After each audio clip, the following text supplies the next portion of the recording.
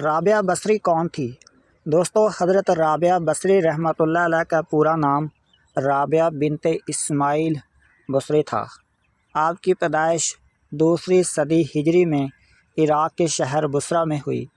آپ اسلام کی تاریخ کی سب سے مشہور صوفی خواتین میں شمار کی جاتی ہیں۔ آپ کو صوفی دنیا میں عاشقہ الہی کے لقب سے یاد کیا جاتا ہے۔ رابعہ بصری کا تعلق ایک غریب گھرانے مگر نیک گھرانے سے تھا۔ آپ کے والد بہت پرہیزگار انسان تھے۔ روایات ہے کہ آپ کی پیدائش کے وقت گھر میں چراغ جلانے کے لیے تیل تک موجود نہ تھا۔ آپ کے والد نے سوچا کہ وہ کسی پڑوسی سے تیل مانگ لیں، لیکن پھر دل میں خیال آیا کہ وہ غیر اللہ کے سامنے ہاتھ نہیں پھیلائیں گے۔ اسی رات خواب میں نبی کریم صلی اللہ علیہ وسلم کی زیارت ہوئی۔ آپ صلی اللہ علیہ وسلم نے فرمایا، تیری یہ بیٹی اللہ کی محبوب بندی ہے اور قیامت میں 70,000 مسلمانوں کی شفاعت کرے گی۔ چند ہی عرصے بعد والدین کا انتقال ہو گیا۔ رابعہ اور ان کی بہنیں بے سہارا رہ گئیں۔ غربت کے باعث رابعہ کو ایک ظالم شخص نے غلام بنا لیا۔ وہاں آپ کو سخت مشقت والے کام دیے جاتے، لیکن آپ ہر حال میں صبر کرتیں اور دن رات اللہ کی یاد میں مصروف رہتیں۔ کہتے ہیں کہ ایک رات آپ نماز پڑھ رہی تھیں اور دل سے اللہ کو پکار رہی تھیں۔ مالک نے آپ کو دیکھا تو حیران رہ گیا۔ اس نے کہا، یہ بندی تو عام انسان نہیں لگتی، یہ تو کوئی ولی اللہ ہے۔ اسی وقت اس نے آپ کو آزاد کر دیا۔ آزاد ہونے کے بعد رابعہ بصری نے دنیاوی زندگی چھوڑ دی۔ آپ نے نکاح بھی نہیں کیا، کیونکہ آپ کا کہنا تھا کہ میرا دل صرف اللہ کے عشق میں مشغول ہے۔ آپ نے باقی ساری زندگی عبادت، ریاضت اور ذکر الہی میں گزاری۔ راتوں کو جاگ کر نمازیں پڑھتیں، دن کو روزہ رکھتیں۔ حضرت رابعہ بصری کا سب سے بڑا مقام ان کا خالص عشق الہی تھا۔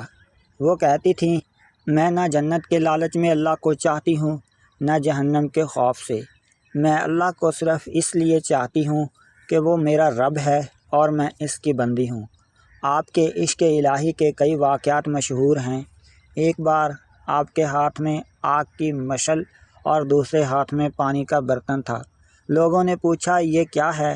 آپ نے فرمایا، میں چاہتی ہوں کہ جنت کو جلا دوں اور جہنم کو بجھا دوں، تاکہ لوگ صرف اللہ کی محبت میں عبادت کریں، نہ کہ لالچ یا خوف کی وجہ سے۔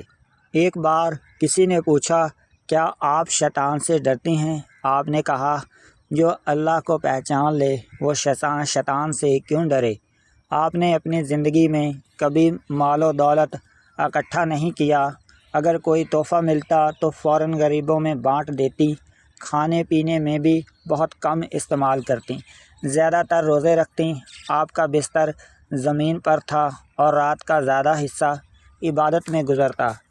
حضرت رابعہ بصری نے اپنی پوری زندگی اللہ کی محبت اور بندگی میں گزار دی۔ روایات ہے کہ وفات کے وقت بھی آپ ذکر الہی میں مشغول تھیں۔ آپ کی وفات 180 ہجری کے قریب بصرہ میں ہوئی۔ آپ کا مزار بصرہ میں موجود ہے، جو آج بھی زائرین کے لیے باعث فیض ہے۔ رابعہ بصری کی زندگی سے ہمیں یہ سبق ملتا ہے، اصل عبادت صرف اللہ کی رضا کے لیے ہے۔ دنیاوی لالچ، جنت کی خواہش یا جہنم کے خوف سے بڑھ کر اللہ کی محبت ہونی چاہیے۔ صبر، قناعت اور زاہد سے انسان اللہ کا مقرب بن جاتا ہے۔ دوستو، حضرت رابعہ بصری رحمۃ اللہ علیہ اسلام کی وہ عظیم ہستی تھیں جنہوں نے اپنی زندگی صرف اللہ کے عشق اور عبادت کے لیے وقف کر دی۔ ان کی دعا، ان کا صبر اور ان کی تعلیمات آج بھی ہر عاشق الہی کے لیے روشنی کا مینار ہے۔ دوستو، یہ تھی آج کی ہماری اسلامک سٹوری حضرت رابعہ بصری کے بارے میں۔ مزید اسلامک سٹوری کے لیے ہمارے چینل کو لازمی سبسکرائب کریں، ساتھ بیل نوٹیفیکیشن کو آن رکھیں تاکہ نئی آنے والی اپڈیٹس سب سے پہلے آپ کے پاس پہنچ سکے۔ تھینک یو، اللہ حافظ۔